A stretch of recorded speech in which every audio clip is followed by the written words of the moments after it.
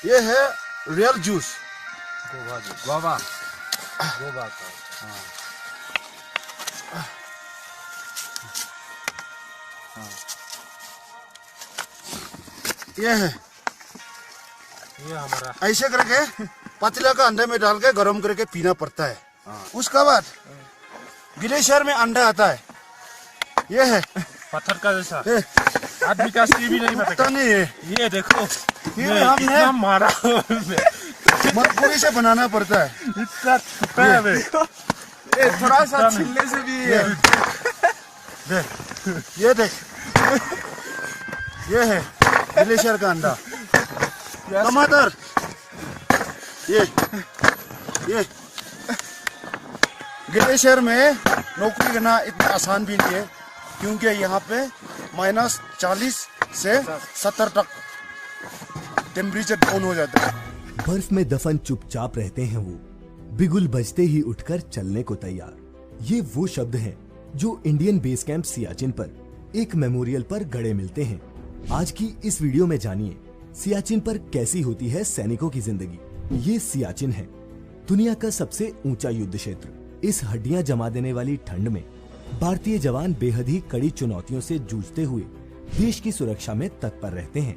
अगले पल यहाँ क्या होने वाला है इसका कोई अंदाजा भी नहीं लगा सकता। ऐसे में हमारे देश के जवान दुश्मनों के साथ साथ -40 डिग्री तक की ठंड, बर्फीले तूफान और हिमस्खलन जैसी चुनौतियों का सामना कैसे करते हैं, जानने के लिए इस वीडियो को पूरा देखें, क्योंकि इसे देखकर आप सियाचिन पर ड्यूटी दे रहे उस जवान की देशभक्ति और समर्पण को सलाम करेंगे जो इस वक्त भी वहां तैनात देश की रक्षा कर रहा है। नमस्कार दोस्तों और स्वागत है आप सभी का द मिस्टिका लैंड पर एक बार, जहां मौसम क्रूर है, जिंदगी हर पल दांव पर लगी रहती है। दुनिया की सबसे ऊंची बैटलफील्ड है सियाचिन, जहां आम इंसान के रहने की सीमाएं खत्म हो जाती हैं। इतनी ऊंचाई पर हमारे देश के जाबाज सिपाही जान हथेली पर लिए देश की सुरक्षा के लिए हमेशा तैनात रहते हैं। न सिर्फ दुश्मनों से बल्कि खराब मौसम से भी हर पल ये सैनिक लड़ते रहते हैं। लेह से करीब 200 किलोमीटर उत्तर में मौजूद है सियाचिन ग्लेशियर, जिसकी लंबाई 77 किलोमीटर है। इसका निचला छोर 12,000 फीट की ऊंचाई और सबसे ऊपरी छोर 18,000 फीट से भी ज्यादा ऊंचाई पर है। सियाचिन पर पिछले 3 दशकों से भी ज्यादा समय से जंग छिड़ी हुई है। इसके पश्चिम में साल्टोरो रिज है और उत्तर में इंदिरा कोल है, जो भारत का सबसे उत्तरी छोर है। भारतीय सेना सियाचिन ग्लेशियर और साल्टोरो रिज पर तैनात है। उससे आगे पश्चिम में मौजूद है कश्मीर का वो इलाका जो पाकिस्तान में है। सियाचिन के पूर्व में काराकोरम पास स्थित है। ग्लेशियर से ऊपर साल्टोरो माउंटेन रेंज में मौजूद रिज एक कुदरती सीमा बनाती है और इसी पर से भारतीय सैनिक सियाचिन पर अपना नियंत्रण बनाए रखते हैं। साल्टोरो रिज पर नियंत्रण का मतलब है पूरे सियाचिन ग्लेशियर, पूरी नुब्रा वैली और कुछ हद तक दक्षिण के कुछ इलाकों पर पूरा नियंत्रण। अपनी रणनीतिक स्थिति के कारण सियाचिन ग्लेशियर पर कंट्रोल के लिए भारत और पाकिस्तान में तनातनी बनी रही है। सियाचिन बेस कैंप ग्लेशियर के आखिरी छोर से 2 किलोमीटर दूर है। भारत को सियाचिन पर सैनिकों की तैनाती पर रोजाना 5 करोड़ रुपए खर्च करने पड़ते हैं। यहाँ 10,000 से भी ज्यादा सैनिक हमेशा मौजूद रहते हैं ताकि ग्लेशियर पर चलने वाले मिलिट्री ऑपरेशंस में मदद दे सके। ऑपरेशन मेघदूत के तहत भारतीय सैनिक अब भी सियाचिन में सबसे ऊंचाई वाले इलाके की फॉरवर्ड पोस्ट पर तैनात हैं, ताकि सियाचिन पर देश का नियंत्रण बना रहे। ऑपरेशन मेघदूत पर हमारी एक डिटेल्ड वीडियो आप ऊपर आई बटन पर क्लिक करके देख सकते हैं। लिंक नीचे डिस्क्रिप्शन में भी दे रहे हैं। भारतीय सेना की 14 कोर का हेडक्वार्टर लेह में मौजूद है। सियाचिन पहुंचने से पहले भारतीय सैनिक देश के अलग अलग हिस्सों में इसी ट्रांजिट कैंप में आते हैं। सियाचिन पर पोस्टिंग से पहले हर सैनिक का मेडिकल चेकअप होता है, क्योंकि ग्लेशियर के बेहद बेरहम हालातों में रहने के लिए हर सैनिक का फिट होना बेहद ही जरूरी है। सियाचिन ग्लेशियर कैंप एक्लेमेटाइजेशन का दूसरा पड़ाव है। इसके बाद ही सैनिकों को ज्यादा ऊंचाई वाली फॉरवर्ड पोस्ट पर तैनात किया जाता है। कई महीने एक्लेमेटाइजेशन और कड़ी ट्रेनिंग के बाद ही यूनिट का दस्ता ग्लेशियर पर अपने बाकी साथियों की जगह लेने के लिए रवाना होता है। ये सैनिकों के लिए एक महत्वपूर्ण क्षण होता है, क्योंकि उन्होंने ग्लेशियर पर जिंदगी के अनुभव तो अपने साथियों से बहुत सुने होते हैं, लेकिन अब उन अनुभवों को वो खुद महसूस करने के लिए वहाँ जा रहे होते हैं। ग्लेशियर पर जाते हुए सैनिक तो फिट होते हैं, लेकिन लौटकर आने वाले उनके साथियों की हालत ठीक नहीं होती। उनकी स्किन कई जगह से जल गई होती है, वजन कई किलो कम हो चुका होता है। ग्लेशियर उनके जीवन की सबसे कठिन ड्यूटीज में से एक है, इसका इन सैनिकों को अंदाजा होता है। ग्लेशियर पर ऑपरेशंस का काम काफी हद तक आर्मी एविएशन कोर की ऑन एयर सपोर्ट पर निर्भर करता है। ग्लेशियर पर ज्यादातर सैनिकों की जान के लिए खतरा कम ऑक्सीजन और बेहद खराब मौसम की वजह से पैदा होता है।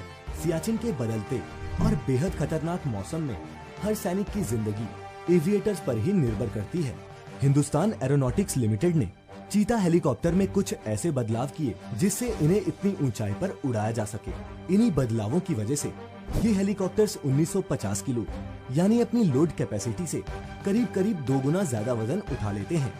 सियाचिन में इन हेलीकॉप्टर्स को रोज इनकी तकनीकी क्षमताओं तक उड़ाया जाता है। ट्रांसपोर्टेशन और जरूरी सामान पहुंचाने के साथ साथ ये कोर सर्च, रेस्क्यू और मेडिकल इवैक्यूएशन जैसे जरूरी काम भी करते हैं। लेकिन फिर भी यहाँ मौसम इतना कठोर है कि उन्नत तकनीक के इक्विपमेंट्स और हवाई सपोर्ट के बावजूद यहाँ दुश्मनों से ज्यादा जानें ग्लेशियर खुद लेता है।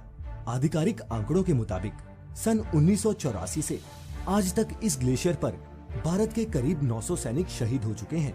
सियाचिन वॉर मेमोरियल उन भारतीय सैनिकों की याद में बनाया गया है जिन्होंने सियाचिन वॉर में अपनी जानें कुर्बान की। हर साल करीब 6000 टन जरूरत की चीजें ग्लेशियर तक पहुंचाई जाती हैं। इस सामान के बिना वहां जिंदा रहना नामुमकिन है। ऑपरेशन मेघदूत दुनिया में सबसे लंबे समय से चला आ रहा एयर सप्लाई ऑपरेशन है जिसे पूरे साल जारी रखना पड़ता है। पायलट्स को पूरे साल में उड़ान भरने लायक करीब 200 दिन ही मिलते हैं, उसमें भी जहां हेलीकॉप्टर्स सुबह से लेकर दोपहर तक ही ऑपरेट कर सकते हैं। इंडियन आर्मी ने यहाँ 21,000 फीट पर दुनिया का सबसे ऊंचा हेलीपैड भी बनाया है जिसे सप्लाईज पहुँचाने के लिए पूरे साल इस्तेमाल में लाया जाता है। ग्लेशियर पर तैनात हर सैनिक को दी जाने वाली पोशाक की कीमत 55,000 रुपए से ज्यादा होती है।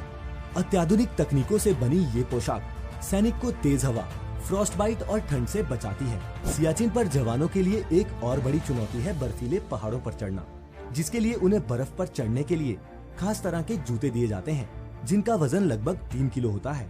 इन जूतों में नुकीली कीलें लगी होती हैं जो बर्फ में ग्रिप बनाने में मदद करती हैं। साथ ही हर एक जवान अपनी जरूरत की सारी चीजें एक बैग में लेकर चलता है जिसका वजन 30 से 35 किलो तक होता है। चूँकि ग्लेशियर पर तापमान अक्सर -50 डिग्री के नीचे चला जाता है, जवानों के लिए फ्रॉस्ट बाइट का खतरा भी बना रहता है। नंगे हाथ किसी भी धातु को छूने का मतलब है उंगलियां ही गवा देना। जवान अपने हथियार, आर्टिलरी वगैरह बिना एंटी फ्रॉस्ट बाइट दस्तानों के ऑपरेट नहीं कर सकते। भयंकर ठंड से हथियारों को जमने से बचाने के लिए सैनिक उन्हें उबलते पानी में डुबोते हैं। बात करें खाने की तो ताज़ा खाना सियाचिन पर एक लग्जरी से कम नहीं है। ताज़े फल यहाँ क्रिकेट की बॉल से जम जाते हैं और आलू तो हथौड़े से भी ना टूटे। 21,000 फीट पर रसद पहुँचाना खुद में ही एक टास्क है। चीता हेलीकॉप्टर सब चुनौतियों से पार पाकर यहाँ कैंड फूड की सप्लाईज ड्रॉप करते हैं और अगर मौसम खराब हो तो इन ड्रॉप्स को ढूंढना अपने आप में सैनिकों के लिए किसी चुनौती से कम नहीं होता। पीने का पानी यहाँ बर्फ को पिघलाकर ही नसीब होता है और जमने के डर से सैनिक यहाँ महीने में सिर्फ एक बार नहाते हैं, वो भी DRDO द्वारा डिजाइन किए गए एक स्पेशल कोमोड में। इस ऊंचाई पर दिल तेजी से धड़कता है और शरीर सुस्त पड़ने लगता है। कम ऑक्सीजन, कम टेम्परेचर और कम ह्यूमिडिटी होने की वजह से जवानों को ज्यादा मुश्किलों का सामना करना पड़ता है। यही नहीं, सैनिकों को घुटनों तक बर्फ में घुसकर चलना पड़ता है, जो इस ऊंचाई पर एक थका देने वाला काम है। यदि किसी सैनिक के दस्तानों या जूतों में पसीना आ जाए तो वे कुछ ही सेकंड में बर्फ में बदल जाता है, जिससे हाइपोथर्मिया और फ्रॉस्ट बाइट का खतरा भी सैनिकों पर मंडराता रहता है। यहाँ प्लेन्स के मुकाबले सिर्फ 10% ऑक्सीजन ही फेफड़ों तक पहुँच पाती है। स्ट्रोक या हार्ट अटैक आने का खतरा भी लगातार बना रहता है। सियाचिन में भारत ने युद्ध के मुकाबले कठिन हालात और खराब मौसम की वजह से कई ज्यादा सैनिक खोए हैं। यहाँ सालाना 36 फीट बर्फ गिरती है और हवाएं कुछ ही देर में 100 मील प्रति घंटे की रफ्तार तक पहुँच जाती हैं। सबसे ज्यादा जाने यहाँ होने वाले हिमस्खलन के कारण जाती हैं। यहाँ हर वक्त बर्फीले तूफान के आसार बने रहते हैं और कभी कभी तो बर्फीला तूफान 3 हफ्तों तक रहता है। लेकिन इतनी चुनौतियों में भी ये सैनिक डटे रहते हैं। शरीर टूट जाता है लेकिन इनका हौसला नहीं टूटता। यहाँ हवा में भले ही ऑक्सीजन कम हो लेकिन देशभक्ति में कभी कमी नहीं आती। हमारे देश का गौरव और अभिमान हमारी भारतीय सेना है, जिन पर हमें गर्व है। ऐसे फौलादी जिगर और जज्बे को हमारा सलाम। दोस्तों, हमें उम्मीद है कि आपको हमारी आज की ये वीडियो पसंद आई होगी। कोई सुझाव या शिकायत हो तो हमें कमेंट बॉक्स में जरूर बताएं।